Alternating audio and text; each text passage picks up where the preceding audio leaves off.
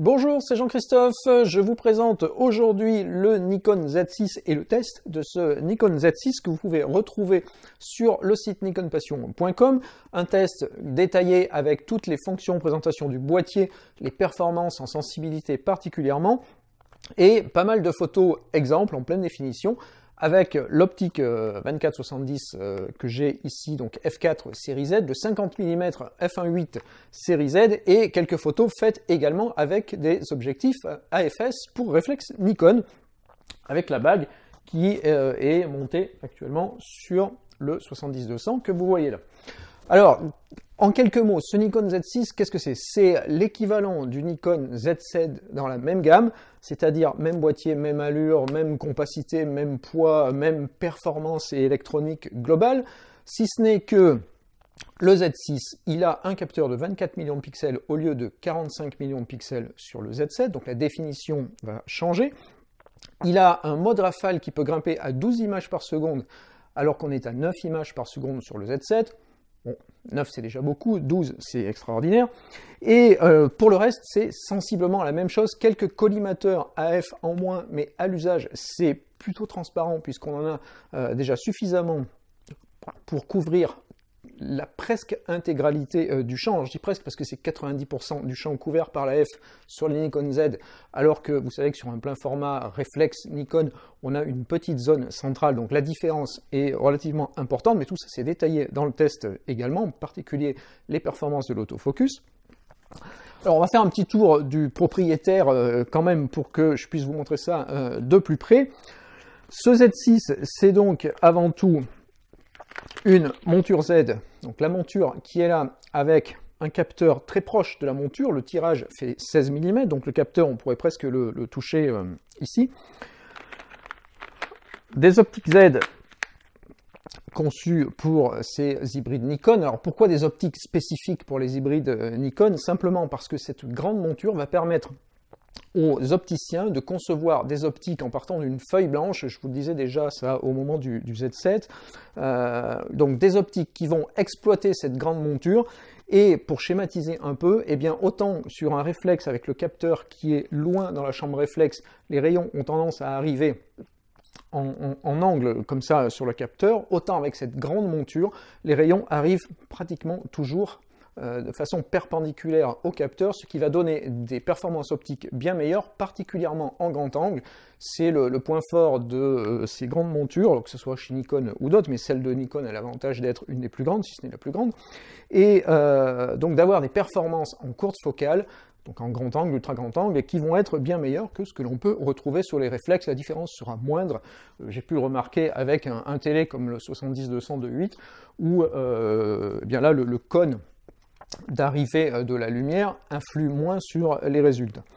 Donc ce 24-70, c'est le zoom standard de base. D'ailleurs, il est livré en kit avec le boîtier. Je vous recommande de le prendre en kit d'ailleurs, puisqu'au tarif où il est vendu en kit, c'est-à-dire moitié prix par rapport à son tarif normal, c'est vraiment une très bonne affaire au vu de ses qualités. Le boîtier par lui-même, eh bien, présentation assez classique. Si vous utilisez déjà un réflexe Nikon, vous allez être en terrain de connaissance très vite, puisque les menus sont strictement les mêmes.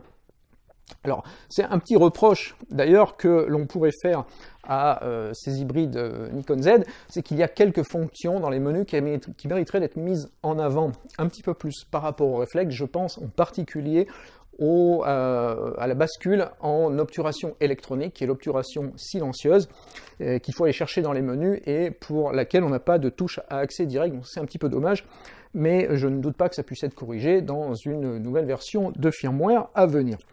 Pour le reste, un écran ici qui est tactile, donc qui va permettre de faire défiler les photos du bout du doigt, de zoomer dans les photos, de même que vous allez pouvoir ici naviguer dans les menus. Donc strictement équivalent à ce que vous retrouvez sur le Z7 ou sur les réflexes équipés d'un écran tactile, d'ailleurs sur les derniers. Ensuite, donc un pad, le pad classique chez Nikon pour naviguer dans les menus et choisir son collimateur. Ce pad, il est dupliqué avec le petit joystick qui se trouve en haut ici, qui va permettre très facilement de changer la mise au point en mode prise de vue. Vous voyez que c'est beaucoup plus ergonomique d'avoir un doigt sur le déclencheur et le pouce ici qui peut changer les collimateurs AF, plutôt que de descendre, changer les collimateurs AF avec le pad qui est en dessous. Pour le reste, c'est traditionnel. Cet écran, il est inclinable. Alors, il n'est pas orientable au sens où je ne peux pas le basculer devant, comme sur la série 5000 chez Nikon, donc réflexe Nikon 5005, 5006. Par contre, ça va me permettre d'avoir l'équivalent d'un viseur poitrine, de même que je vais pouvoir viser comme ça au-dessus d'un groupe, si toutefois j'en ai le besoin, ou bien au ras du sol, si j'ai pas envie de m'allonger par terre, ou voilà, ou un peu passé l'âge, moi, de m'allonger par terre des fois dans la nature. Donc c'est quand même beaucoup plus sympa, ça permet de faire des cadrages aussi au ras du sol qui peuvent être assez intéressants. Bon, rien de neuf, très sincèrement, pour ce qui est de l'écran, puisqu'on retrouve le même principe d'écran sur les réflexes. Par contre, donc, ce que l'on a de neuf ici, c'est le slot XQD pour ce Z6, donc même chose là aussi que le Z7. On ne va pas refaire le débat du slot unique XQD et non pas SD sur les Z. Nikon a fait ce choix et Nikon nous dit que la raison principale c'est la compacité en fait, hein, c'est que mettre deux slots imposés, d'avoir une poignée plus conséquente ici. Alors, vous allez voir dans le test que il y a quand même des avantages à cette carte, c'est la rapidité du système et la rapidité d'enregistrement sur la carte, donc tout ça c'est bien détaillé. On a une trappe mémoire, une trappe batterie, pardon, dessous, qui a l'avantage sur les Z d'être la même batterie que sur vos réflexes récents, donc ça en termes de compatibilité, c'est plutôt sympa. Et puis, un écran supérieur qui va permettre de rapatrier ici, enfin de visualiser plutôt les commandes de prise de vue, donc les réglages de prise de vue, l'état de la batterie. J'ai ici ISOA, c'est le réglage d'ISO automatique, le nombre de vues restantes, le mode AF, et voilà, ces petites choses. Donc un écran qui est plus compact, là aussi que sur les réflexes, mais qui reste très lisible et suffisamment informatif. N'oublions pas que la grande différence entre les réflexes et les hybrides, c'est le viseur électronique qui se cache ici, dans lequel on va avoir toutes les informations en temps réel, et ce viseur, il permet de diminuer en fait le recours et à l'écran arrière et à l'écran supérieur. Quand on a toutes les infos dans le viseur, ce qu'on n'a pas dans le viseur d'un réflexe, eh bien on n'a plus besoin de quitter l'œil du viseur pour aller sur l'écran ou arrière ou supérieur. Donc ça c'est vraiment un confort à l'utilisation. C'est pas spécifique à ce Z6 bien sûr. Tous les hybrides ont, la plupart des hybrides ont ce viseur électronique.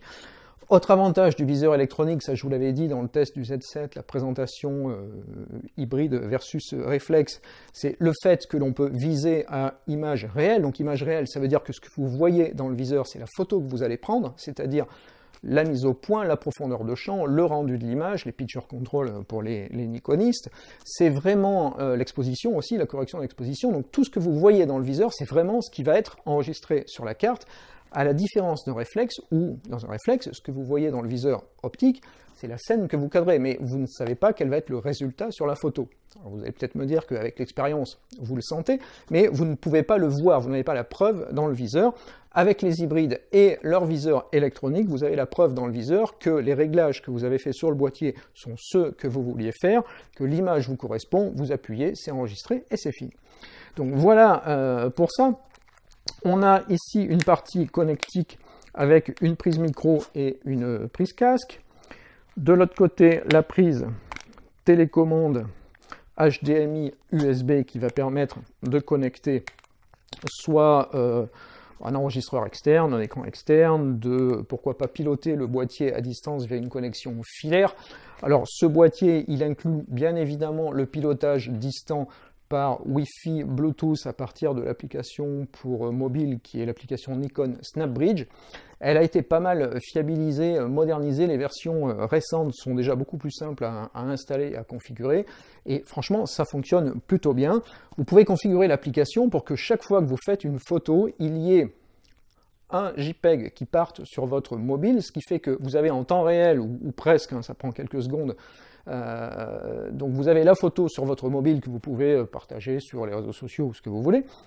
Vous gardez bien sûr le fichier original sur la carte mémoire pour le retravailler quand vous rentrez chez vous.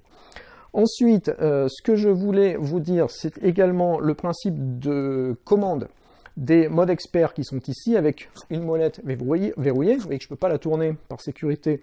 Il faut donc que j'appuie sur le petit bouton qui est là pour changer le mode. Ça, c'est ce qu'on retrouve, cette fonction de verrouillage, ce qu'on retrouve sur beaucoup de boîtiers Nikon. Ça évite de changer le mode par inadvertance quand on rentre le boîtier dans le sac, par exemple.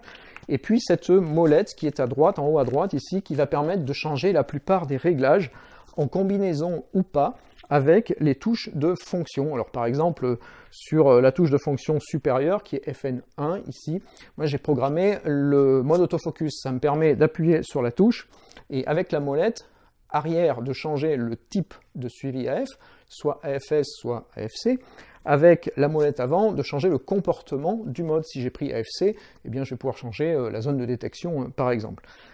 Quelques mots sur l'autofocus, mais c'est beaucoup mieux détaillé dans le test. Je vous laisse lire, bien sûr, suivi du sujet, AF dynamique, zone de détection, pratiquement tout ce qu'on a sur les réflexes Nikon. La seule différence dans cette première version de firmware, c'est qu'il n'y a pas de suivi 3D. Alors, je vous rappelle que le suivi 3D, c'est avant-arrière, droite-gauche, au bas. C'est-à-dire que l'appareil va être capable de suivre un sujet qui se déplace de façon complètement aléatoire dans le champ. Donc ça, on ne l'a pas encore sur ces hybrides-là.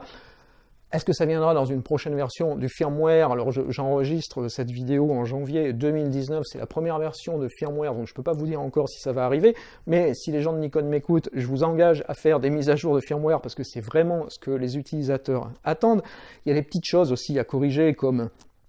donc je disais tout à l'heure la possibilité de programmer, pourquoi pas sur une touche de fonction, l'accès au mode silencieux, donc à l'obturation électronique. Il y a une petite chose là qui ne va pas être du firmware, mais c'est la touche de visualisation des photos qui est ici, comme sur les réflexes, pour ne pas dérouter les utilisateurs nikonistes réflexes. Personnellement, je l'avais dit déjà sur le test du Z7, et je dis la même chose parce que c'est la même ergonomie, je la verrais mieux soit de ce côté-là, soit en bas. Alors, moi, pour mes prises de vue, j'ai programmé, en fait, j'ai oublié cette touche-là, et je l'ai programmée sur FN2 qui est en bas, ce qui fait que une fois que j'ai fait ma photo dans le viseur, sans quitter l'œil du viseur, j'appuie sur la touche et je peux voir la photo qui a été faite. Donc ça, c'est plutôt sympa. Donc, voilà tout ce que je voulais vous dire sur ce boîtier. Alors, quelques mots sur la bague, parce que ça intéresse aussi beaucoup les nikonistes. Cette bague FTZ, donc FTZ c'est F2Z, donc de F à Z. C'est la bague que vous voyez là, qui est une bague d'interface entre une optique de la série F pour Nikon, comme ce 70-200, et puis un Nikon Z, donc hybride. Alors tout simplement, vous greffez l'un sur l'autre, puis l'un sur l'autre, et vous obtenez le montage. Je suis complètement d'accord avec vous, on ne va plus parler de compacité quand on monte un téléobjectif série donc F, monture F, sur un hybride Nikon. C'est vrai pour tous les hybrides à capteur plein format. Alors je vois beaucoup de lecteurs me dire, mais finalement, pourquoi ils font des gros hybrides comme ça, on ne gagne rien en compacité. Bah, dites-vous bien que si vous avez une grande monture pour un capteur plein format, l'optique qui est en face, elle ne va pas pouvoir être toute petite. Si vous voulez un système qui soit suffisamment compact et léger, prenez de la PSC. Il n'y en a pas dans la gamme hybride Nikon encore, mais prenez de la PSC et vous aurez des petites optiques. Si vous voulez des grosses optiques, enfin pas des grosses optiques, mais un grand capteur plein format et des optiques qui ouvrent en grand, ben, on n'a pas le choix. Les opticiens, ils font des miracles, mais ils ne peuvent pas en faire plus qu'ils ne sont capables de le faire. Il faut quand même que derrière, il y ait une optique de la bonne taille. Toutefois, je peux vous dire que je me suis baladé pendant 3 jours, ces derniers jours, avec le Z6, le 70-200 2.8, que ça soit en bandoulière, comme ça, ou que ce soit à la main, avec la poignée qui est suffisamment large pour tenir le boîtier sans même passer la courroie autour du cou. C'est quand même beaucoup plus sympa à trimballer toute une journée que quand j'ai mon gros réflexe qui est derrière sur la même optique, parce que déjà aussi je peux le prendre par là, hein, si ça me plaît, par le pied là, de l'optique, mais le boîtier reste quand même plus petit, un peu plus léger, et bah, les quelques centaines de grammes que l'on gagne, c'est toujours ça de prix quand on le trimballe toute la journée. La stabilisation, là aussi beaucoup de photos de démonstration dans le test, mais sachez qu'elle est 5 axes sur le boîtier, donc la stabilisation elle est faite au niveau du capteur sur les Z. Si vous avez une optique stabilisée, comme les AFS et AFP chez Nikon, vous enclenchez la stabilisation sur l'objectif, et donc vous bénéficiez de la stabilisation sur l'objectif, et le boîtier va mettre en œuvre les deux autres axes de stabilisation qu'il sait mettre en œuvre pour compléter la stab du boîtier. Donc là, on a vraiment quelque chose qui est performant. J'ai pu le voir à 2.8 200 mm avec cette optique-là. J'ai des photos avec des temps de pause relativement longs pour un 200 mm, donc je parle de 1/40e, 1/50e de seconde, qui sont nets sans aucun problème. Si vous avez une optique qui n'est pas stabilisée, un ancien Nikon, une optique compatible, Tamron, Sigma ou autre, qui n'était pas VR, eh bien dans ce cas-là, c'est le boîtier qui va assurer la stabilisation, ce qui fait qu'un des avantages de ces Nikon Z, c'est le fait que vous avez une stabilisation même sur vos anciens objectifs pour Nikon qui n'étaient pas stabilisés. C'est plutôt sympa. Et bien sûr, cette bague, eh bien, elle permet d'associer au Nikon Z, 6 ici, mais bien sûr le 7, toutes les optiques compatibles Nikon F, avec quelques limitations. Alors, les limitations, c'est quoi? C'est AFS, AFP chez Nikon, si vous voulez conserver tous les automatismes, autofocus, mesure de lumière, tout ce qui va avec.